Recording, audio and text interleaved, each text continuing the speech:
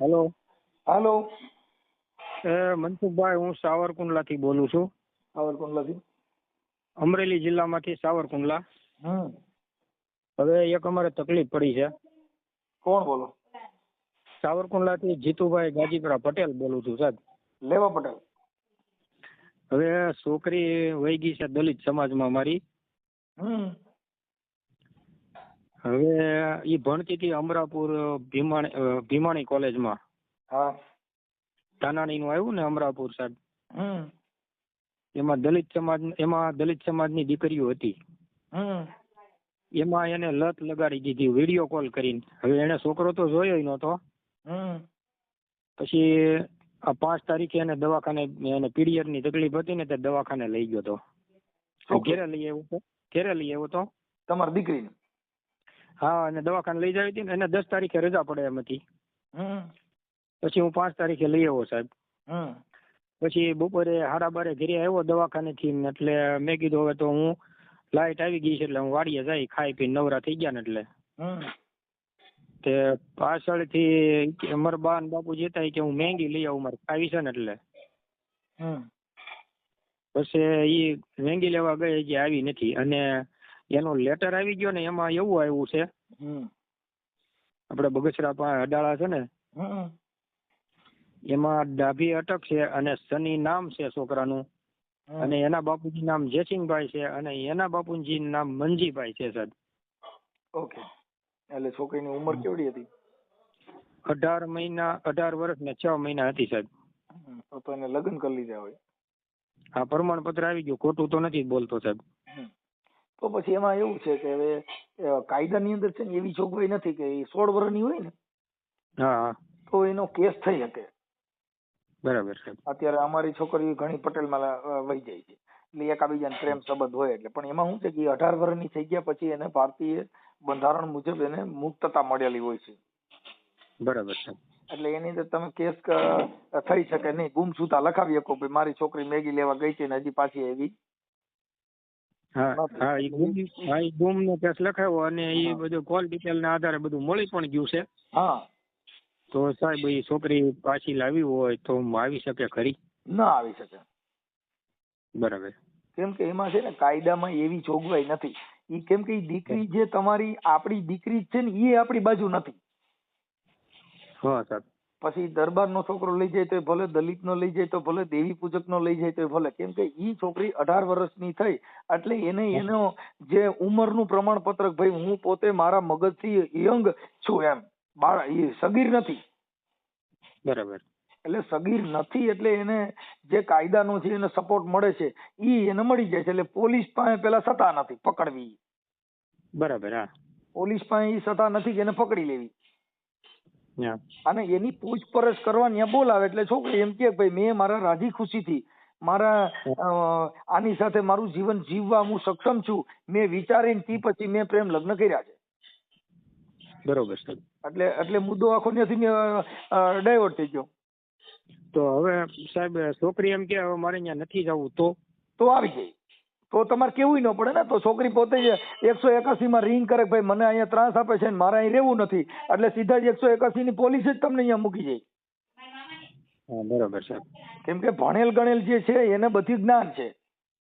હા સાહેબ.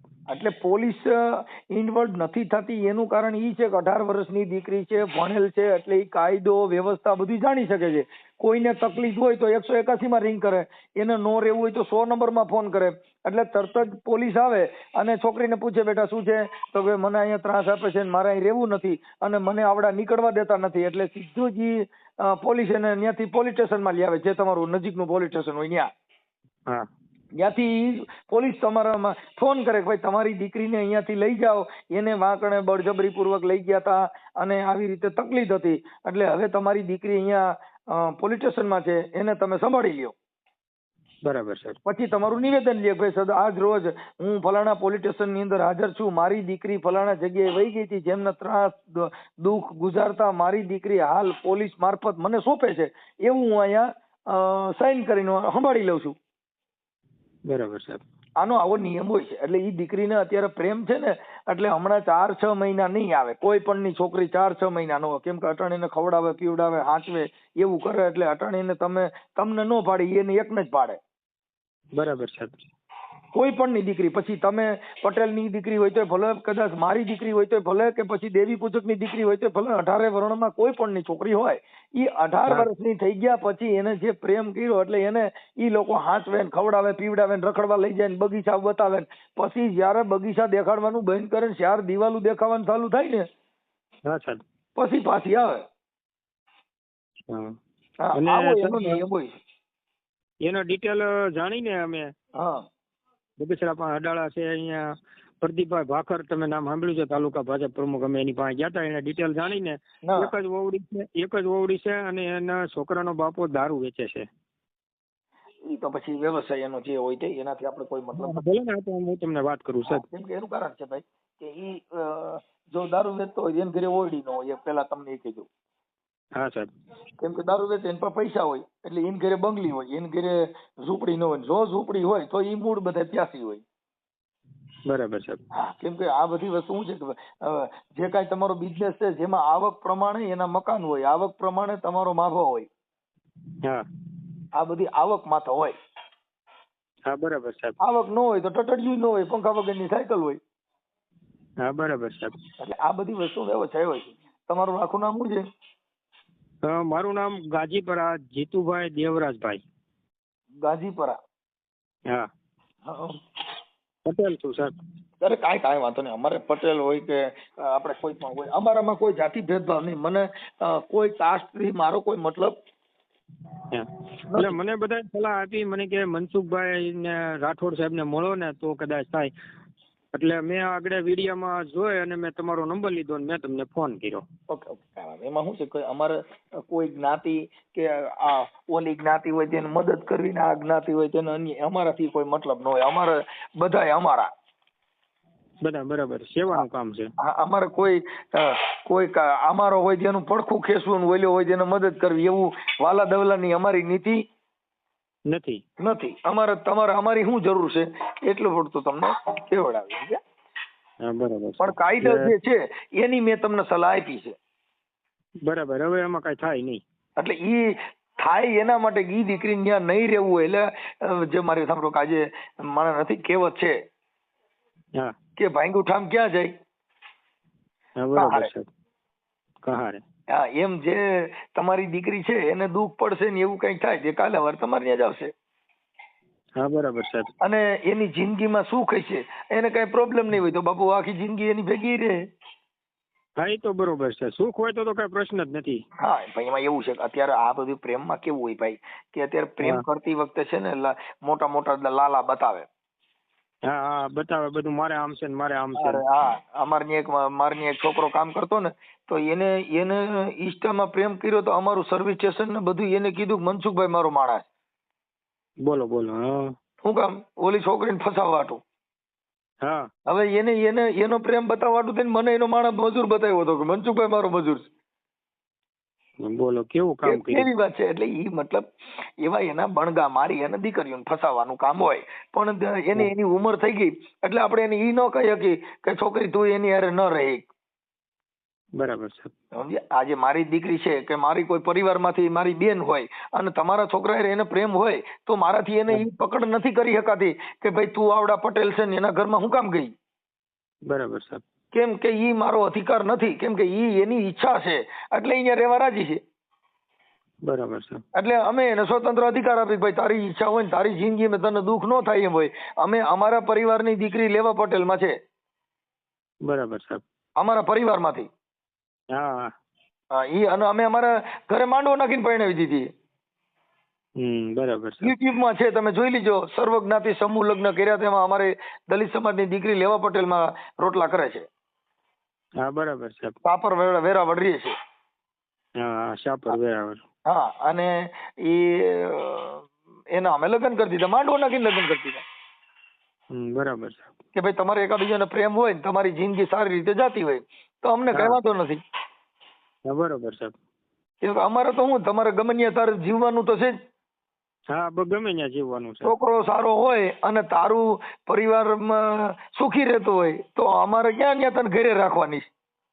ના ગમે ત્યાં સાસરે તો મોકલવાની છે. મોકલવાની છે. એટલે એ જાતિ વર્ણ વ્યવસ્થાથી કોઈ મતલબ નથી. મતલબ તો એ કેપેબલ હોય, ભણેલ ગણેલ હોય અને સુખી કુટુંબ હોય ને વીઆઈપી ને સારું કુટુંબ હોય તો એનાથી કોઈ મતલબ નથી. બાકી લોકલ બ્રાસ હોય તો ઘરે આવો તો અમને નુકસાની ને નહીં નુકસાની.